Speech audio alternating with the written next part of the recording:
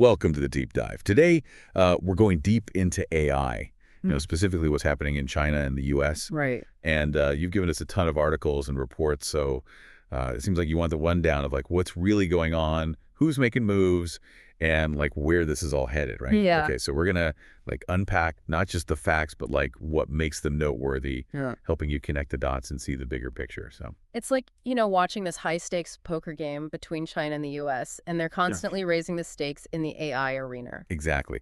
And speaking of high stakes, one of the biggest things lately has been this Chinese company, DeepSeek. Yeah. They just released this open source reasoning model, R1, Yeah. and apparently it's giving ChatGPT a run for its money. Yeah, what's really interesting here is that they went open source, which is a really bold move, especially compared to the secretive approach of the big American AI companies like OpenAI and Google and Microsoft. Right, and it's not just that they open sourced it. DeepSeek says they only spent like $6 million for the final training run of R1, which is nothing compared to the billions that the American companies have spent. Right. But doesn't that contradict what Dylan Patel, the semiconductor analyst, found? Mhm. He estimated that DeepSeek and their hedge fund have like a compute cluster worth over $1 billion. Yeah, that's the thing with these cost comparisons. The 6 million probably just covers the last training run, not the whole R&D process. You Right. got to include the hardware, the experiments, the people, all of that costs a fortune. So is this like a PR stunt from DeepSeek to scare the competition? Or did they really figure out how to do advanced AI on a tiny budget? It's probably a little of both. Right. DeepSeek's achievement is big, but we shouldn't just believe the 6 million number. Yeah. Patel also says that maybe DeepSeek got chips in ways that weren't exactly legal, like maybe bypassing export restrictions, and that would really mess up any cost calculations. Right. And speaking of cost, David Sachs, the AI czar, had some thoughts about DeepSeek on that All-In podcast. He did, and his perspective is really valuable because, he really understands AI. Right. Sachs said that DeepSeek has really messed up everyone's timeline for China's AI development. Uh-huh. People were saying China was 6 to 12 months behind the U.S., but now it seems more like 3 to 6 months. Wow. That's a huge acceleration. Yeah.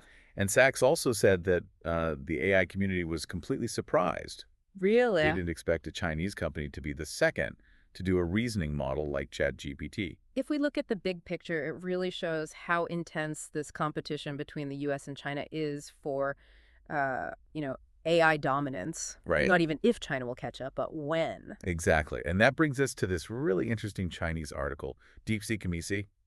It's about why DeepSeek was so successful. Interesting. The article talks about DeepSeek's beginnings and how they didn't come from the big internet companies or research institutions. It's a really cool perspective from China. It shows how innovation can come from unexpected places. Yeah, and what I found really thought-provoking is that the article says DeepSeek succeeded because they weren't stuck in the rigid hierarchical structures of those big institutions.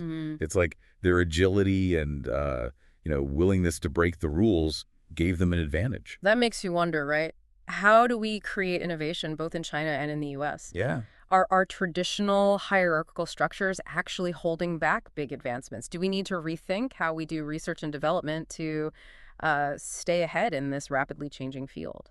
That's a really good point. It's not just about the technology, but also about the structures that support or maybe even hinder its development. Right. And that leads us to another big part of this AI story. How is the U.S. responding to China's progress? We have an article analyzing potential strategies the Trump administration might use to, counter China's AI advancements. So the U.S. is trying to figure out how to stay on top in this, crucial field, and there's no easy answer. Yeah, while DeepSeek's low-cost model is definitely a potential disruptor, the article says most experts don't think it's a serious threat to American companies right now. Yeah, that's probably true, at least for now. Right. American companies still have a lot of advantages like talent, investment, and just a more developed AI ecosystem. Right. But DeepSeek's open source strategy could change things in the long run. How so? What if it attracts all these developers and researchers from around the world who then contribute to it, Yeah. It could become even more powerful and accessible. It's a great point. It shows how unpredictable this whole thing is. Yeah.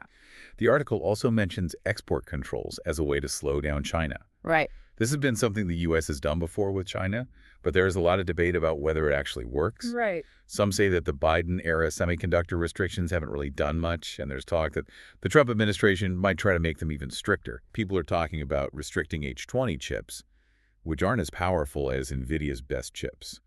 But China still really wants them for AI training. Restricting those would have a huge impact, both economically and geopolitically, and it could backfire, pushing China to make their own chips instead. It seems really tricky trying to protect American interests without actually helping China get ahead. Yeah.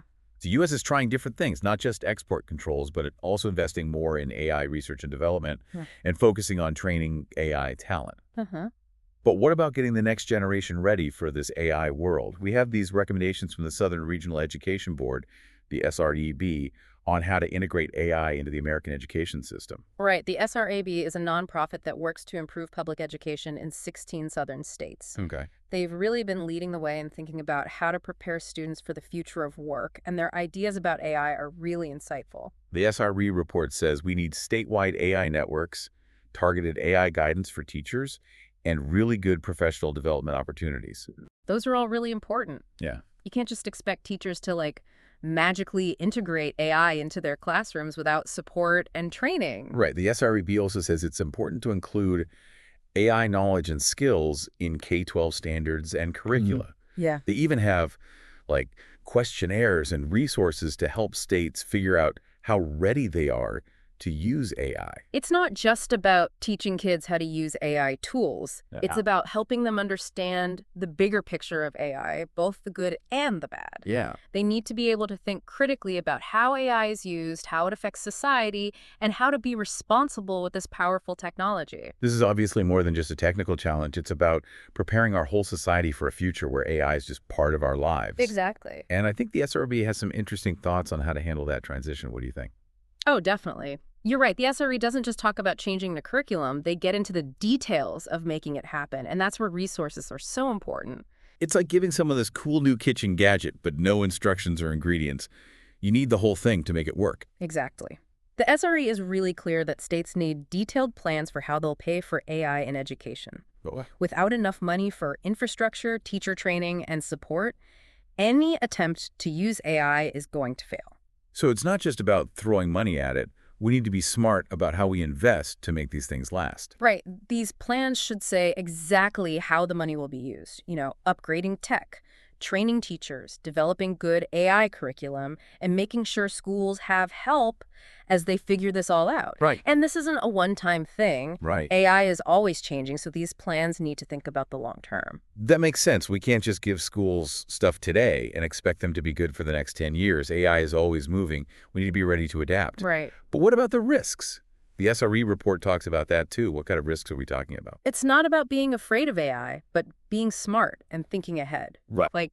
Data privacy is a huge concern. Schools have a lot of data on students, and we have to make sure that data is handled responsibly and ethically, especially with AI systems involved. That's a good point. We've seen so many cases where data privacy has been a problem. The last thing we need is for schools to be the next data breach headline. Exactly. And it's not just about keeping data safe from hackers. It's also about making sure AI systems are designed and used in a way that respects student privacy. Right. And then there's the problem of things happening that we didn't expect. Like what? Well, we need to be careful that AI systems aren't used in ways they weren't meant for, which could lead to, unfair or discriminatory outcomes. It's like that saying, the road to hell is paved with good intentions.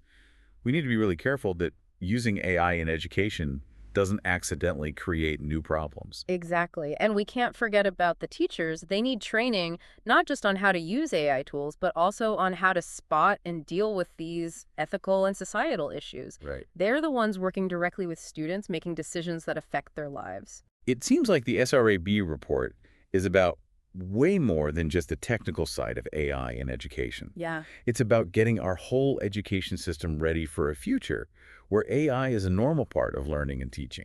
You got it. It's about creating a culture of responsible AI development and use in schools, Yeah. giving teachers the power to use AI well, while also understanding its limits. Wow. Ultimately, it's about giving students the knowledge, skills, and ethical awareness they need to do well in an AI-driven world. This has been really insightful, but are there any real-world examples of how these recommendations are actually being used? Are there any states that are, like, leading the way and making this happen? There are some really encouraging examples. The SREP report actually talks about the Mississippi Artificial Intelligence Network, or MAIN, as a great example of a state taking charge. Mississippi, the state that's not exactly known for being cutting edge in tech, Yeah. is leading the way in AI education.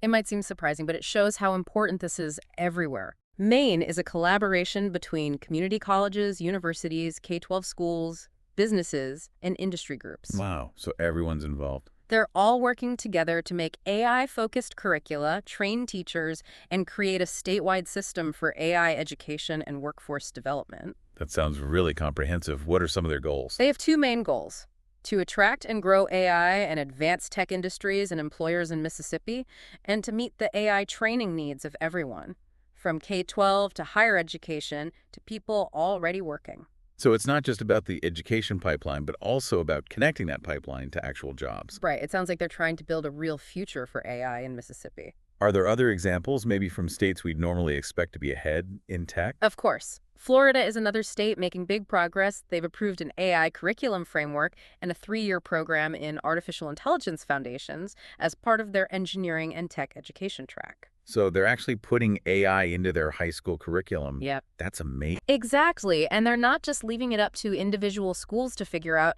The University of Florida is working with the state to develop this program and provide training, coaching, and resources to teachers in more and more districts. Wow. They even have a Florida virtual school to support this.